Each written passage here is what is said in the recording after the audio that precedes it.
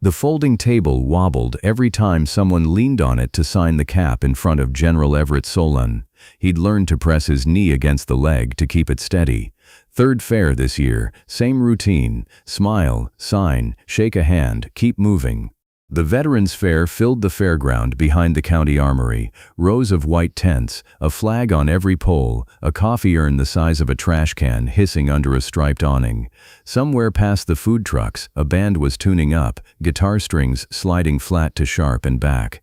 Solan kept his chair angled so he could see the crowd without facing it head-on. Old habit. He told himself it was just good posture. He signed a boy's ball cap, the brim soft and sweat-stained already. "Thank you for your service, sir," the boy's father said, and Solan nodded the way he always nodded, quick, practiced, a motion that asked for nothing more. Two men in faded fatigue jackets walked past the table, laughing about something from 30 years back. Solan's eyes cut sideways, tracked them until they turned toward the beer tent, then came back to the cap in his hands. He capped the pen, uncapped it again. A woman in a wheelchair rolled up next, an old service photo in her lap, and he leaned forward to sign that too, keeping his shoulders square, keeping the distance he always kept, close enough to be polite, far enough that nobody asked the wrong question. He hadn't worn his good jacket, the one with the pins. He'd told his daughter it was too hot for it. That wasn't the reason.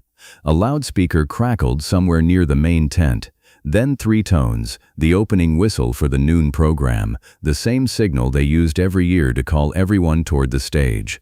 Short, short, long, cutting through the noise of the crowd, high and clean, the last note holding a beat before it died. Solan's hand stopped on the cap, just stopped, mid-signature, pen pressed into the fabric hard enough to leave a dot of ink. His spine went straight without him telling it to. Chin up, shoulders back, the stance of a man reporting for something, though there was nothing to report to, not anymore, not for 4 years. He caught himself and dropped his shoulders, told himself it was the heat. 30 feet away, past the raffle table, a dog went rigid. It was a Belgian Malinois, tan and black, sitting beside a woman with a stroller-aged girl leaning against her leg. The dog's ears had come up at the whistle, both of them, locked forward like a pair of antennas. Its head turned, not toward the loudspeaker, toward the folding table, toward Solan. He didn't see it yet. He was looking down, blotting the ink dot with his thumb, muttering an apology to the man whose cap it was. The dog stood. It moved the way something trained moves, no hesitation, no wasted step, weight low and even, nose lifting to read the air the second it cleared the crowd. People shifted out of its path without quite meaning to. A boy reached to pet it, and the dog didn't even register him, didn't break stride, didn't look away from the table where Solan sat with a pen still in his hand. It stopped 4 feet from him and planted itself square between Solan and the crowd, angled so its whole body faced him and nothing else. Solan looked up. The dog's eyes were locked on his face, and there was something in that look he recognized before he understood why. A stillness that wasn't threat and wasn't friendliness either. Recognition. Old and specific. The look of something that had been waiting a long time and had just found what it was waiting for. "Tank," the woman called. Not urgent, just habit. "Tank, come." The dog didn't come. A girl slipped out from behind the woman's legs, 7, maybe 8, missing a front tooth, sneakers with the laces double knotted the way a mother ties them when she's given up trusting the kid to do it. She walked straight up beside the dog and looked at Solan with the flat, unguarded curiosity only a child can manage in front of a stranger. "That's my dad's dog," she said. Solan's mouth opened. Nothing came out of it. His mouth worked and produced no sound at all. The pen slid from his fingers and rolled off the table, and somewhere behind him the loudspeaker was still saying something about the noon program starting in 10 minutes, and none of it reached him, because he was looking at a dog that had chosen him out of 400 strangers, and at a little girl who had just said 5 words that stopped his breath in his throat and wouldn't let it go. Solan sat alone in his car, with both hands on the wheel and the engine off. He didn't remember walking to the parking lot. He didn't remember what he'd said to the man whose cap he never finished signing, or whether he'd said anything at all. There was a gap in the afternoon now, a stretch of minutes folded up and put away somewhere he couldn't reach, and on the other side of that gap was this, a gravel lot behind the fairground, heat shimmering off 100 windshields, and his own hands shaking hard enough that the keys in his lap made a small metal sound against each other. Through the windshield, past 2 rows of parked trucks, he could still see a slice of the fair, a flag snapping on its pole, the corner of the beer tent, a family walking by with cotton candy the size of a human head. None of it belonged to the same world as the last 3 minutes of his life. "That's my dad's dog."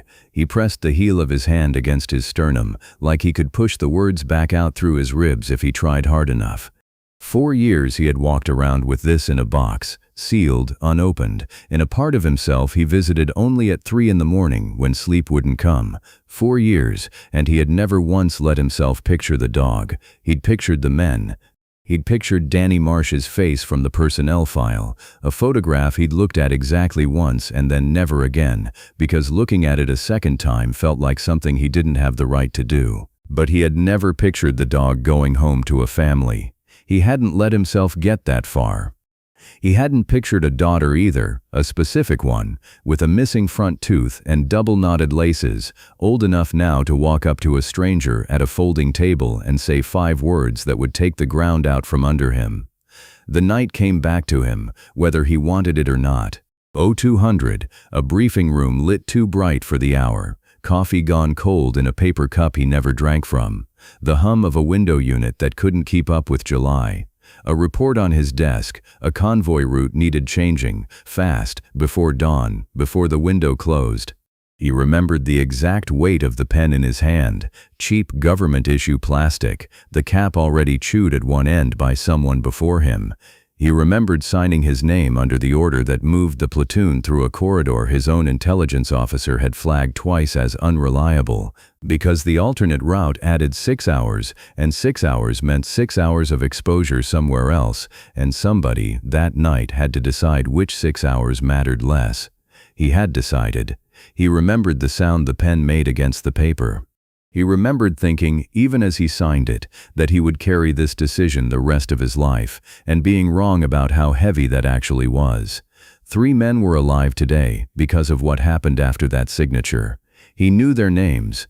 He had never once, in 4 years, let himself forget their names, and one man was not alive, a 28-year-old sergeant who put himself in the gap the ambush opened and held it long enough for the others to get clear, and that man had a dog waiting for him back home, and that man had a daughter, and neither of them had known Solan's name until an hour ago, at a folding table, under a flag, with a pen in his hand for the second time in his life at the worst possible moment.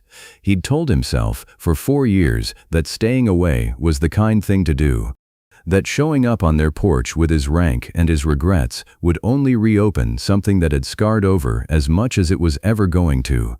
He'd told himself silence was mercy. He'd built a whole quiet life on that sentence, repeated it to himself so many times it had stopped sounding like an excuse and started sounding like wisdom. He'd said it to his own daughter once, when she asked why he never talked about his last command. "Some things are kinder left alone, Everett." He'd believed it. He still wanted to believe it. The dog hadn't looked at him like it agreed. Solan started the engine because the silence in the car had gotten too loud, and drove 2 blocks before he had to pull over again, this time in front of a hardware store with a faded flag decal peeling off the glass door. A bell somewhere inside rang faintly every time the door opened for a customer, and he sat there listening to it, 4 times, 5, before he found the contact he was looking for on his phone, Priya Anand. Colonel, retired 18 months after he was records officer for most of her career, the kind of friend who had never once asked him to explain himself, and the kind of friend who would know exactly what he meant without him having to. She picked up on the 4th ring. "Everett, it's been a while."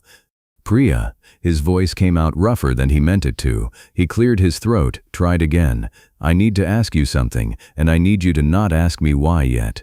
A pause on the other end, the sound of a chair creaking, somebody putting down what they'd been doing. "All right." He looked at his own hand on the wheel, still not steady. There's a file, from 4 years ago, the Marsh incident, the route change, the ambush, all of it. He swallowed. I need to see it again.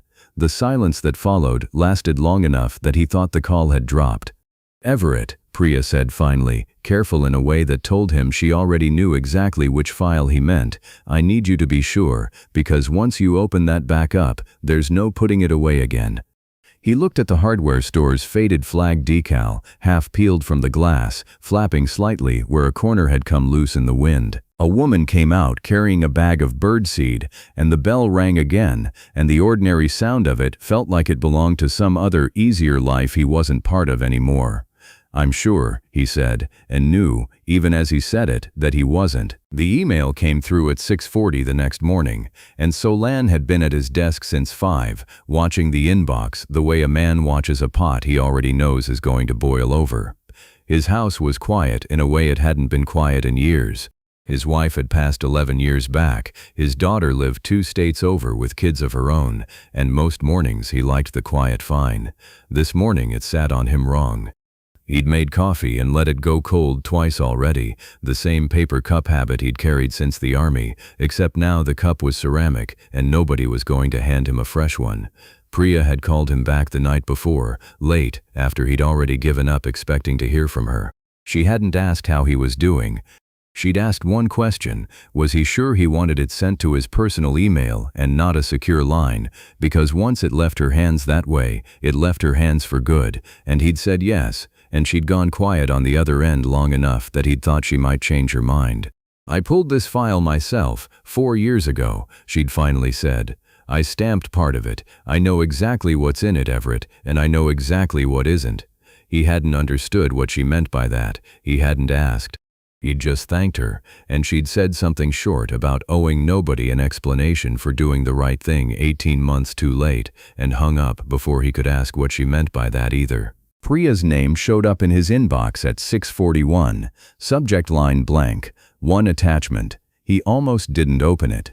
He'd spent the drive home the night before rehearsing every reason not to, that the file wouldn't tell him anything he didn't already know, that reopening it was for his own comfort and not for anyone else's, that Priya herself had all but told him to leave it closed. But he'd also spent the drive home replaying 5 words in a child's voice, and against that, none of his reasons held. He clicked the attachment, and it began printing before he'd finished reading the first page, the machine in the corner of his office grinding to life with a sound that felt too loud for the hour. He printed the whole thing. He didn't trust himself to read it off a screen. Screens made things feel smaller than they were, and he needed this to feel exactly as large as it actually was. Page by page, the printer fed them out warm, and he stacked them in order on the desk, squaring the edges the way he'd squared every stack of paper that had ever crossed a desk of his for 40 years, because if his hands had a job to do, they wouldn't shake. The first pages were what he expected. Route designation, timestamps, the intelligence flag on the corridor, dated 2 days before the convoy moved, initialed by an officer whose name he still remembered without trying. His own signature on the amended order, 02:14 hours, authorizing the change. He'd read those same 3 pages before, 4 years ago, in a different office, under different lighting, and they had told him then exactly what they told him now, that he had made the decision, that the decision had a cost, that the cost had a name, Sergeant Daniel Marsh, 28, K9 handler. He hadn't let himself read the handler line closely before. This time he did. Attached to the platoon as a working dog team, Marsh and a Belgian Malinois trained for explosive detection, callsign Tank, both of them 2 years into their second deployment together. There was a line about commendation, a citation for actions during the ambush, words like exposed himself to direct fire and continued to shield and covering the withdrawal of, clinical words doing their best to describe something that had nothing clinical in it at all. Solan set that page down and didn't pick up the next one for a long minute. The dog. There it was in black and white, 4 years before a fairground whistle would send it walking straight through a crowd toward him. Tank had been there. Tank had watched. Whatever a dog carries away from a morning like that, this one had carried it for 4 years and brought it to a folding table without anyone teaching it how. He picked the pages back up. Further in, the file thinned out into administrative language, casualty notification procedures, next of kin contact, logged to a Renee Marsh, wife and one dependent, daughter, age 4 at the time of the incident. Solan did the math without meaning to. 4 then, 8 now, about right for a girl missing a front tooth with double-knotted laces. There was a note near the bottom of that section, half a page, a request for the K9 to be released from active service and transferred to the surviving family per next of kin petition, approved 11 weeks after the incident. Somebody, probably Renee Marsh herself, had fought to keep the dog. Somebody had wanted at least that much of Danny to come home. He kept reading. The next section was thinner still, and it took him a moment to understand what he was looking at, because it wasn't what he'd braced for. It was a disciplinary review, his own name on it. Dated 3 weeks after the ambush. He didn't remember requesting it. Or he did, dimly, the way you remember a decision made in a state he'd rather not revisit, one of those weeks where sleep hadn't come and the guilt had needed somewhere specific to go. He read the first paragraph twice before it settled. He had submitted himself for review, voluntarily. No one above him had asked for it. No board had convened on its own initiative. He had gone to his own chain of command and asked them to examine the decision that got Danny Marsh killed, and to determine whether it constituted a failure of judgment worth formal censure. He didn't remember the outcome. He must have buried it the same week he buried everything else. He turned the page. The finding was brief, procedural, unsatisfying in the way real findings usually are. The decision had been judged reasonable given the information available at the time, no censure warranted, but the record would note that General Solan had requested the review himself, a fact flagged, unusually, as relevant to any future proceeding. He sat with that for a while, the printer ticking as it cooled behind him. Outside, a lawnmower started up 2 houses down, an ordinary Tuesday sound, and it seemed impossible to him that the street could go on being ordinary while he sat here holding this. He had done this. Some version of himself, 4 years younger and no braver than the one sitting here now, had at least done this much, had walked into a room and asked to be examined, knowing the examination might end his career, and had never told a single person outside that room that he'd done it. Not his daughter, not Priya, not really, not the details of it, not the family, especially not the family. He understood now, sitting with the pages fanned across his desk, that he had let 4 years of silence stand in for the review, let the silence do the work of a confession he'd never actually made out loud to anyone who mattered. He picked up his phone and dialed information for the county, then wrote down an address on the back of one of the printed pages, a street 2 towns over, a house he'd never seen, belonging to a woman he'd never met, whose husband's death had a signature on it that belonged to him. He gathered the pages into the manila folder from his desk drawer, the one he kept blank envelopes in, and stood there for a moment with his hand on it, not moving. His reflection sat faint in the dark screen of the monitor behind the folder, an old man in a bathrobe, hair he hadn't combed yet, holding 4 years of silence in a beige folder like it weighed nothing. 4 years of silence had felt, at the time, like the only decent thing left he had the power to give them. Looking at the folder now, it felt like something closer to cowardice, wearing decency's clothes. He picked up his keys. He was in the car before he let himself think too hard about what he was about to do, the folder on the passenger seat, half the pages still not read all the way through, because some things you finish reading standing on someone else's porch or not at all. The house sat at the end of a short street with a cul-de-sac turnaround, one of maybe a dozen nearly identical ranch homes built the same decade, the kind of neighborhood where every yard had a basketball hoop or a trampoline or both. A kid's bicycle lay on its side in the grass out front, back wheels still slowly spinning, like whoever rode it had just jumped off 2 minutes ago. Solan parked across the street and sat there for longer than he wanted to admit. He'd rehearsed this on the drive over, 3 different versions of an opening sentence, none of which survived contact with the actual house in front of him. "My name is Everett Solan. I served with your husband. I was his commanding officer the night." Every version sounded in his head like exactly what it was, a man trying to make an unbearable fact sound smaller by saying it carefully. He left the folder on the passenger seat. He didn't think he could hold it and knock on the door at the same time, and some part of him understood that showing up with paperwork in hand would look like he was there to deliver a verdict instead of an apology. He crossed the street. The bicycle wheel was still ticking around, slower now. He knocked twice before he heard footsteps, and the door opened on a chain first, just a few inches, a strip of a woman's face visible in the gap, young, tired around the eyes in the specific way that comes from years and not just one bad night. "Can I help you?" Not hostile yet. Guarded, the way you'd be guarded for anyone showing up unannounced with a stranger's face. "Mrs. Marsh," his voice came out steadier than he felt. "My name is Everett Solan. I'm sorry to come by without calling first. I was hoping I could speak with you for a few minutes." Something in her posture changed before he'd finished the sentence, a stillness settling into her shoulders that he recognized because he'd seen it before, in briefing rooms, in hospital corridors, on the faces of people who had learned to brace for a certain kind of visitor. "Are you from the VA?" she said. Not really a question. "No, ma'am, because I've had enough people show up at this door over the years telling me they're here to help who turn out to be selling something, or collecting a survey, or, I'm not selling anything." He kept his voice low, even. "I served with your husband. I'd like to talk to you about that, if you have a few minutes." The chain stayed on. She looked at him longer than was comfortable, taking in the ordinary things, his age, his posture, the way he stood with his hands loosely at his sides instead of in his pockets, a habit 40 years deep that he couldn't have shed if he tried. Her eyes moved to the light jacket he'd worn despite the heat, the collar of it, and stopped there. "What unit?" she said. He told her. She was quiet for a second, then, slower, like she were reading something off a page she hadn't looked at in years. "What rank?" "General," he said. "Retired now. I was a colonel then." The door closed enough to catch the chain taut, and for a moment he thought she'd shut it entirely.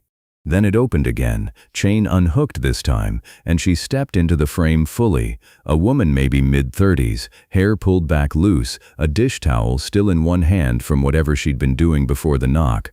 Her eyes had gone sharp in a way that had nothing guarded left in it at all.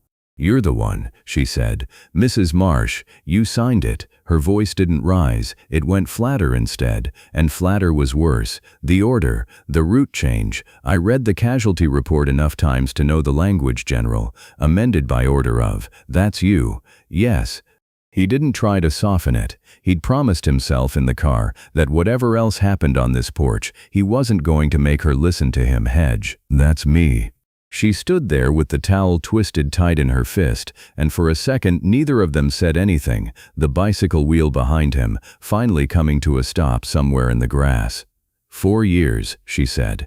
4 years, and nobody from your command ever once knocked on this door and told me a single thing beyond what was already in that report. I called, I wrote letters. I sat in an office in the county seat and asked a records clerk to please just tell me why the route changed that night, and I got the same 3 sentences back every time, word for word, like it was memorized. Her jaw worked, and now you show up. Now, 4 years later, on my porch, in your civilian clothes, with your hands folded like you're at a funeral. I know how this looks. Do you? She laughed, short, with no humor in it at all. Do you know what it's like to raise a girl who was 4 years old when her father died and doesn't remember his voice anymore? She doesn't remember his voice, General. She remembers a dog. That's what's left. A dog that won't sleep anywhere but by the front door, and a folded flag in a case on the mantel, and a story I've had to tell her in pieces small enough that she wouldn't have to carry the whole weight of it at once, because I sure as hell never got the chance to carry it in pieces. I got it all at once, in a report, from a stranger in a uniform who left before I could ask a single follow-up question.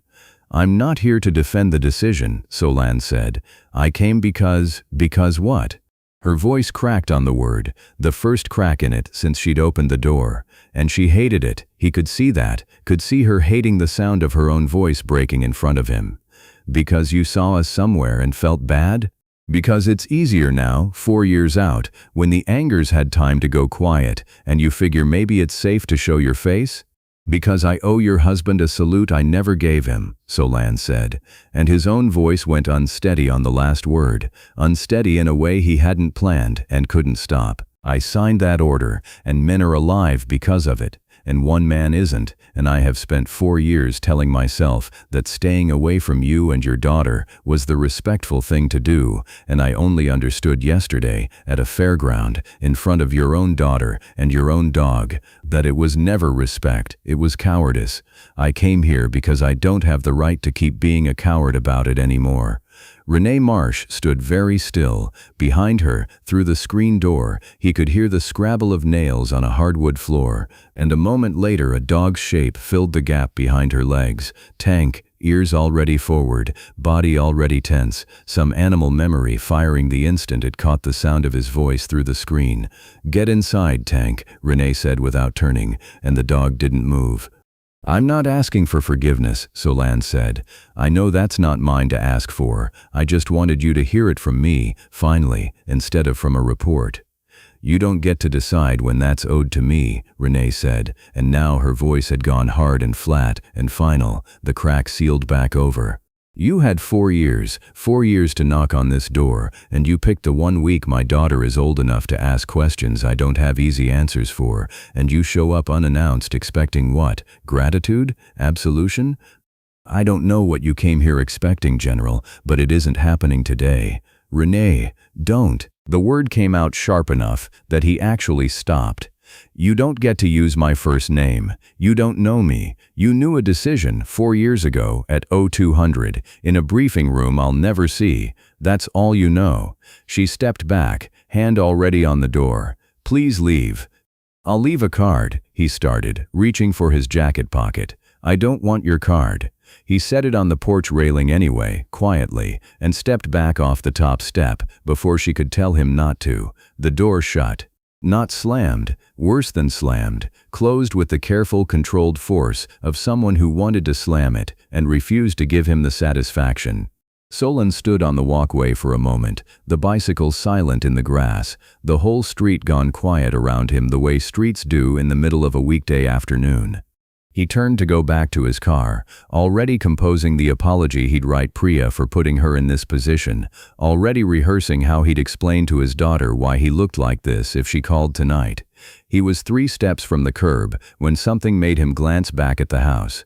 A curtain in the front window had shifted, just slightly, at the corner, and behind the glass, low to the sill, a dark shape sat perfectly still, watching him walk away.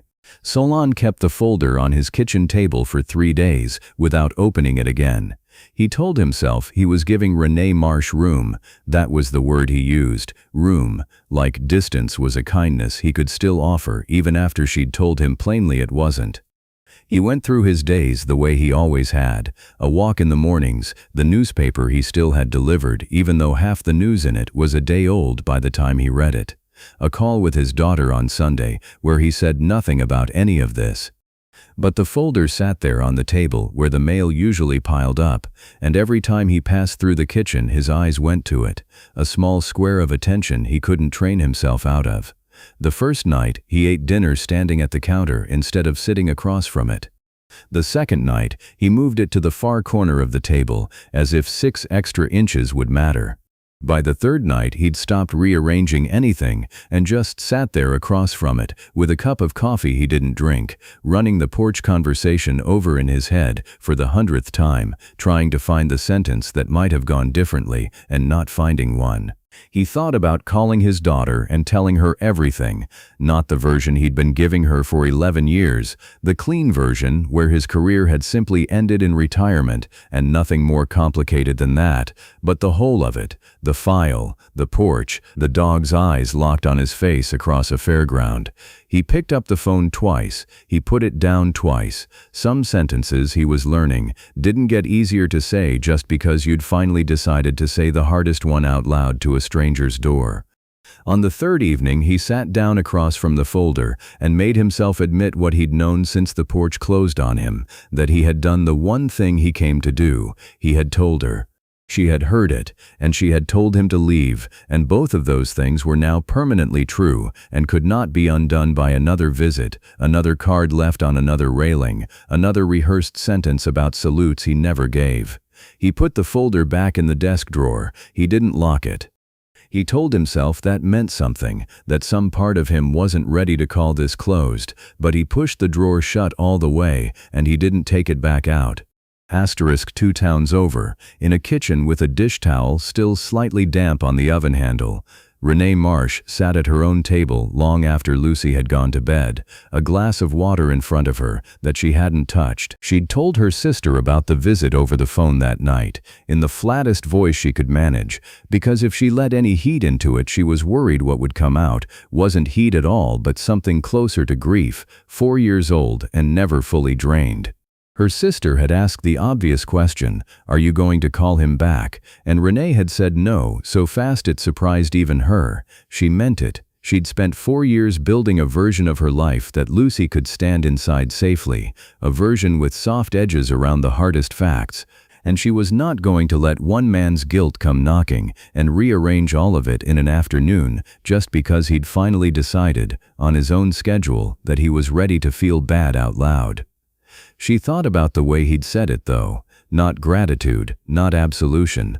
She hadn't expected that word from him, cowardice, hadn't expected a general to hand her that word about himself instead of a softer one.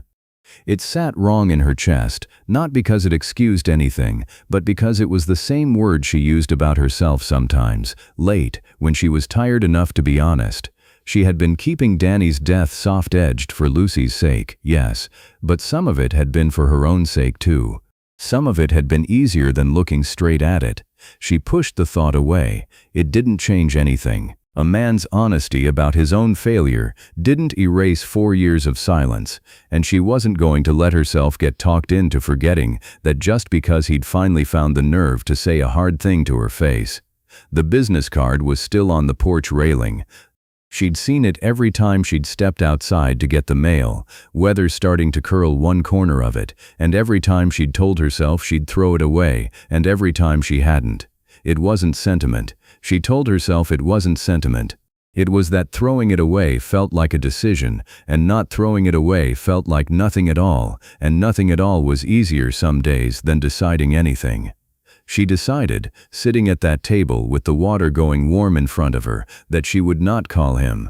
Not now, not later, not if he sent 100 cards. Whatever closure he was looking for, he could find it somewhere that wasn't her porch, wasn't her daughter, wasn't the fragile architecture she'd spent 4 years building around a 4-year-old girl's understanding of her own father. She poured the water down the drain and went to check on Lucy before bed. Lucy wasn't asleep. She was sitting up against her pillows with a picture book open and unread in her lap, looking toward the hallway like she'd been waiting. "Mom," Lucy said, "is Tank okay? He didn't eat his dinner again." Renee sat on the edge of the bed. "He's probably just having an off day, baby. Dogs do that sometimes. He did it again last night, too." Lucy pulled her knees up, chin resting on them. "He stands by the front door after dinner and just looks out the window part. He won't come lay down until I make him." Renee's hands went still in her lap, though she couldn't have said why yet. "Again?" "Yeah. Since the fair." Lucy said it simply, the way kids say true things without knowing they're saying anything important at all. "He stands there right when it starts getting dark, like he's waiting for somebody to come up the walk." Renee sat very still. "What time does he do that?" she asked, keeping her voice light, the way you keep your voice light around an 8-year-old when your own pulse has started doing something you don't want her to notice. Lucy shrugged, already losing interest, eyes drifting back to her book. "I don't know. After dinner, before it's all the way dark, he just stands there and doesn't move and doesn't bark or anything. He just watches." "How long has he been doing that?" "Just since the fair, you're sure?" "I said that already, Mom." Lucy yawned, the conversation already behind her, a kid's attention moving on to whatever came next. "Can you read me the rest of this one?" Renee read the rest of the book, though she couldn't have said afterward what happened in it, her eyes moving over the words while her mind stayed 3 rooms away, at a front door, on a dog that had apparently decided something the rest of the household hadn't been told about. She kissed Lucy's forehead, turned off the lamp, and pulled the door most of the way shut the way Lucy liked it, a thin blade of hallway light left across the carpet. Then she walked down the hall and found Tank exactly where Lucy had described, sitting at the front door, not lying down the way he usually did by 9 o'clock, but sitting upright, ears forward, eyes fixed on the narrow window beside the doorframe, on the dark street beyond it where nothing at all was moving. She stood behind him for a long moment, arms crossed, the porch light outside throwing a small orange circle onto the empty walkway, a moth beating itself softly against the bulb. "Tank," she said quietly, "what are you looking for?" The dog didn't turn around. He kept watching the empty street, the way he'd apparently been watching it every evening since a stranger in a light jacket had knocked once and left a business card on the railing, and something about the stillness of him, the patience of him, the sheer certainty in the set of his shoulders that whatever he was waiting for was still coming, something about it made the decision she'd made an hour ago, sitting alone at that kitchen table, feel suddenly much less settled than she'd told her sister it was. She thought about Danny, briefly, the way she still did most nights without meaning to. Not the last morning, she'd trained herself years ago never to go there directly, but smaller things, the particular way he used to whistle for Tank from the driveway, 2 short notes and a long one, a sound this house hadn't heard in 4 years and never would again. She wondered, standing there, whether some part of the dog was still listening for it, whether that was what this was. Not a stranger on a porch at all, but something older, something that had nothing to do with General Everett Solan specifically, and everything to do with a sound the dog had been waiting 4 years to hear again. "Since when?" she said again, softer this time, not really asking the dog at all. "Since when have you been standing there?" Tank didn't answer, because dogs don't, but he didn't lie down either, and Renee stood in her own dark hallway a long time before she finally turned off the porch light and went to bed, no closer to an answer than when she'd started, and no longer quite as certain of the door she thought she'd already closed. The attic ladder hadn't been pulled down in over a year, and it fought her the whole way, hinges shrieking loud enough that she glanced back down the hall to make sure Lucy hadn't woken. Saturday morning, Lucy at a friend's birthday party until noon. Renee had told herself she was just going up to check on a water stain she'd noticed on the ceiling below, and that was even true, partly. But she'd climbed past the water stain within 30 seconds and gone straight to the far corner, where a cardboard box sat under a drop cloth she hadn't touched since the day she carried it up here herself. "Danny," the box said, in her own handwriting, black marker gone slightly gray with dust. She hadn't opened it since the week of the funeral. She remembered packing it with a kind of numb efficiency she didn't recognize in herself now, 4 years younger, and still operating on some autopilot that let her fold his uniform shirts and box his personal effects without actually feeling any of it happen. The feeling arriving in full much later, in installments, over months. The attic smelled of insulation and cardboard gone soft at the edges, and somewhere above her, a wasp knocked itself against the small round vent in the gable, over and over, a sound she barely registered until later. She sat down cross-legged on the plywood flooring and pulled the flaps open. On top, a stack of photographs she'd meant to put in an album and never had. Danny in his dress uniform, younger than she remembered him being, though the photo was only 6 years old. Danny and Tank at some training facility, both of them muddy, Danny laughing at something outside the frame. She set that one aside, face down, not ready. Under the photographs, a smaller box, and inside it, his effects as they'd been returned to her, a watch, a set of dog tags she'd never been able to bring herself to wear, a folded letter she'd already memorized years ago and didn't need to reread, and beneath all of that, near the bottom, a scuffed handheld recorder, the kind he'd used for voice notes when he was working with Tank, and a manila folder of his own, separate from the one currently sitting in Everett Solan's desk drawer 2 towns over, though neither of them knew yet how closely the two would turn out to rhyme. She opened the folder first, training logs mostly, pages of handwritten notes in Danny's cramped, slanted print, dates and drills and the kind of shorthand only he and maybe a handful of other handlers would have understood. She flipped through without really reading until one page stopped her.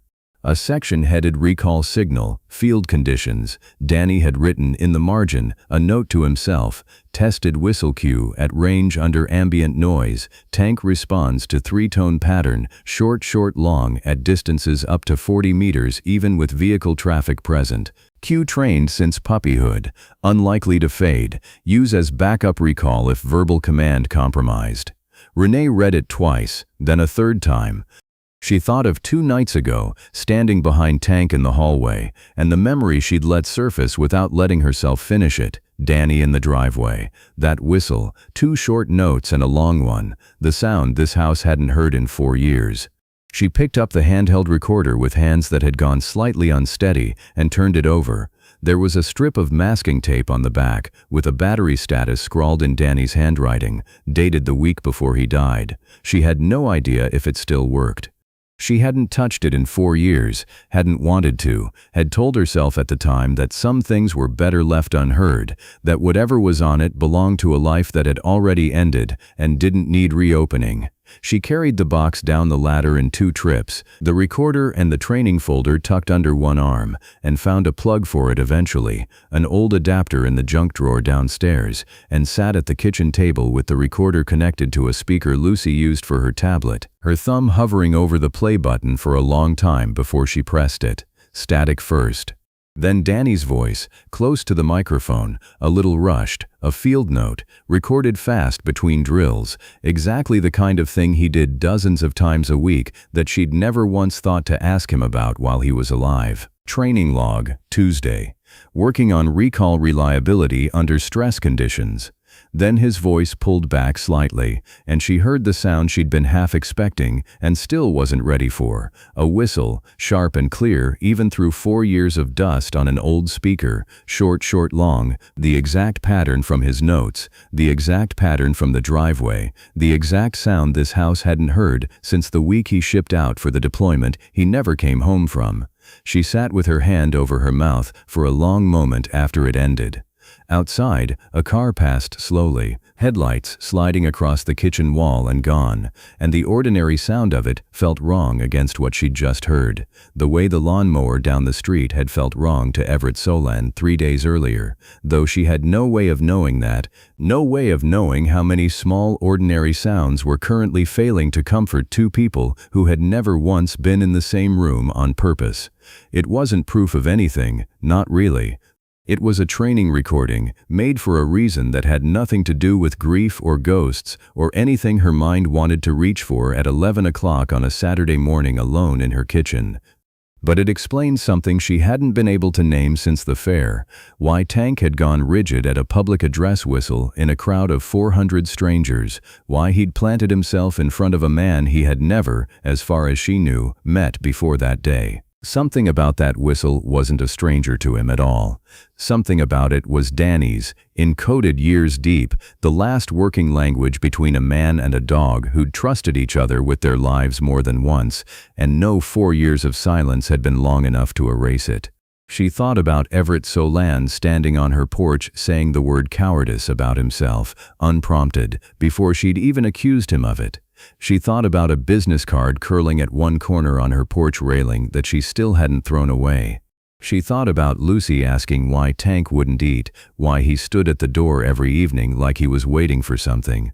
She wasn't ready to forgive anyone. She wanted to be clear with herself about that, sitting at the table with Danny's recorder still humming faintly on standby.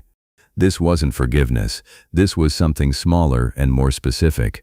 A question she suddenly needed answered, and only one man alive could answer it completely, though she wasn't ready yet to be the one who called him first. She went and found the business card, where it had sat curling on the railing for a week and a half, and beneath Everett Solan's name, in smaller print, a second number, an assistant's line, she guessed, or maybe a colleague's, the kind of number a man like that kept handy for people who couldn't reach him directly. She didn't dial his number, not yet. She dialed the other one instead, the name printed beside it, P. Anand. Because if there was a file, and if that file had more in it than Everett Solan had shown her, she wanted to hear it first from somebody who wasn't already trying to make himself feel less guilty by giving it to her. The line rang twice before someone picked up. "This is Priya Anand." Renee took a breath, steadier than she felt, the recorder still sitting on the table in front of her, quiet and waiting. "My name is Renee Marsh," she said. "I think you knew my husband." Priya Anand's voice had gone very quiet on the phone that Saturday, quiet the way people go quiet when a call turns out to be about exactly the thing they'd been dreading it might be about. She hadn't confirmed anything outright. Some habits from a career spent behind classification stamps didn't unlearn easily, even in retirement, even for a widow with an 8-year-old and a legitimate right to answers. But she'd asked Renee, gently, whether she'd spoken with General Solan directly, and when Renee said yes, Priya had gone quiet again in a different way, and then said something that stayed with Renee for the rest of the weekend. "There's more in that file than the part that hurts you," she'd said. "I think you should ask him to show you the rest of it, not me, him." Which was how Renee Marsh found herself, 4 days later, standing on Everett Solan's front step, with her daughter's dog on a leash and a handheld recorder in her coat pocket, her heart going harder than she wanted it to. She'd left Lucy with her sister for the afternoon. She hadn't been able to explain to herself, let alone to her sister, exactly why she'd brought Tank along instead of leaving him at home too, except that some instinct she trusted more than her own reasoning had told her the dog needed to be here for whatever was about to happen. Solan opened the door before she'd finished knocking, like he'd been standing near it, waiting, the way a man waits when he's stopped believing anyone is coming and hasn't quite let himself stop hoping anyway. He looked at Renee first, then at the dog beside her, and something crossed his face, the tightening of a man bracing for a blow he'd already decided he deserved. "Mrs. Marsh." He didn't ask why she'd come. He stepped back and held the door. The house was plain inside, plainer than she'd expected from a general, a worn couch, a bookshelf with more paperbacks than medals on it, a single framed photograph on the mantel that she didn't let herself look at too closely yet. Tank walked in ahead of her without hesitation, nose working, and went straight to the center of the living room and sat, watching Solan with an attention that had nothing defensive left in it, nothing like the wall he'd put his body up as at the fair, just watching, waiting. "I need to ask you something," Renee said, before he could offer coffee, or a seat, or any of the small mercies people offer to put off a hard conversation, "and I need a straight answer." "All right. Was there more in that report than what you told me on my porch?" He was quiet for a second too long, and she felt her stomach drop before he even answered, certain suddenly that she'd been right to distrust the whole thing, right to keep the recorder in her pocket like evidence. "Yes," he said, "there's a part I didn't tell you. I wasn't trying to hide it from you specifically. I hadn't figured out how to say it without it sounding like I was asking for credit for something that shouldn't need credit." "Show me." He went to the desk in the next room and came back with the folder, the same one, edges soft now from handling, and set it on the coffee table between them, opening it to a section near the back. "After the incident," he said, "I requested a disciplinary review of my own decision, voluntarily. Nobody made me. I went to my own command and asked them to examine whether the route change constituted a failure serious enough to warrant censure." His hands weren't quite steady on the pages. "I never told your husband's family. I never told anyone outside that room. I've spent 4 years letting the silence do the work instead, and I understand now that was its own kind of failure, keeping that from you too." Renee stared at the page in front of her, the header, the date, his own signature requesting his own review, and felt something in her chest that she hadn't expected and didn't have a clean name for yet. Not relief, not forgiveness. Something more like the ground shifting slightly under a version of this man she'd built in her head 4 years ago and never once revised. "Why didn't you lead with this?" she said, "on my porch. Why the version that made you sound worse than you had to?" "Because leading with it would have sounded like an excuse," he said. "Like I was trying to buy something back with it. I came to your porch to apologize, not to negotiate for a lighter sentence." Tank shifted on the rug, a low sound in his chest that wasn't quite a growl, more like a question, and both of them looked at him. "There's something else," Renee said, and pulled the recorder from her coat pocket, setting it on the table beside the folder. "Something I found in my husband's things. I need you to hear it, and I need you to tell me if it means what I think it means." She pressed play. Danny's voice filled the quiet living room, close and rushed, a field note between drills, and Solan went very still the instant it started, the color draining slightly from his face at the sound of a voice he hadn't heard in 4 years and had, if he was honest, never expected to hear again outside of his own memory. Then the whistle came, short, long. Tank was on his feet before the second tone finished, not lunging, not aggressive. His whole body went taut and alert, ears locked forward, and he crossed the small space between the rug and Solan's chair in 3 fast steps, close enough that Solan flinched, close enough that Renee's hand went instinctively toward the leash she'd let drop to the floor.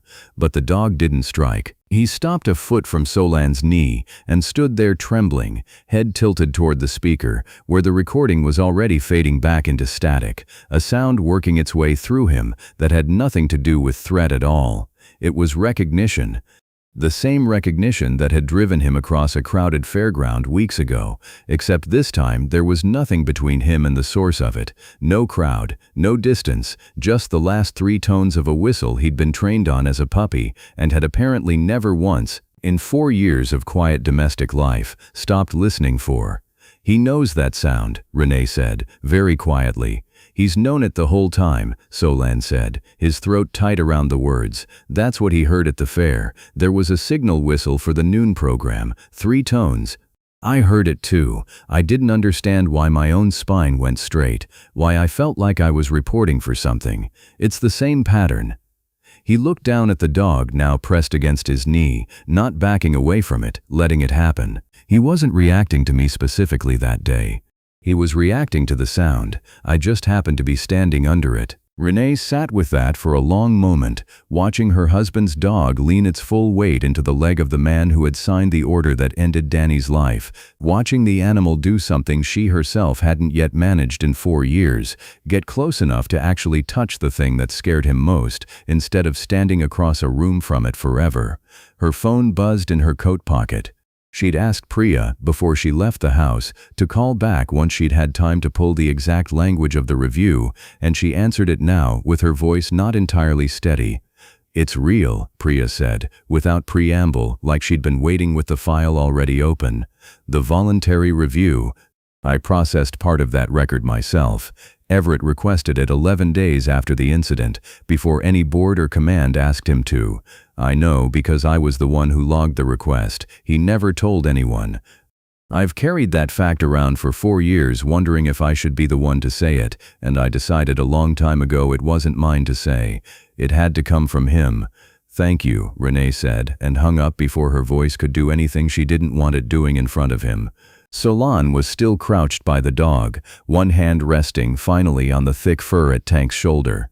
The first time, Renee realized, watching it happen, that he had ever actually touched the animal. 4 years and 1 fairground and 1 porch and 1 living room later, his hand not quite steady, the dog not pulling away from it.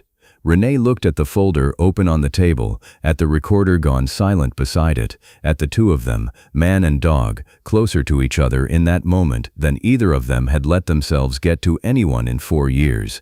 "Tank has no idea, does he?" she said finally, very quietly, more to herself than to him. "That you're not the thing he should be afraid of, that you never were." She sat back on the couch, one hand pressed flat against her own chest like she could hold something in place there, and for a long time neither of them said anything at all. Renee told Lucy the truth in pieces, the way she'd always told her the hard parts, small enough to hold at once, none of them too heavy to carry alone. She told her that the man from the fair, the one who'd looked so surprised when Tank walked up to him, had been someone who worked with her father a long time ago.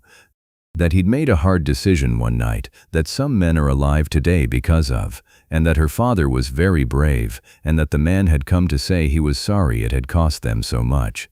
She didn't say cowardice, she didn't say censure or ambush or rout. She gave her daughter the shape of it without the sharp edges, the same way she'd been doing since Lucy was 4 years old, and Lucy listened with the particular seriousness kids reserve for things they sense are important, even when they don't fully understand why. "Is he a good guy?" Lucy asked when Renee finished. Not is he sorry, not is it his fault, just that. The only question that had ever actually mattered to an 8-year-old. "I think he's trying to be," Renee said, and found, saying it, that she meant it.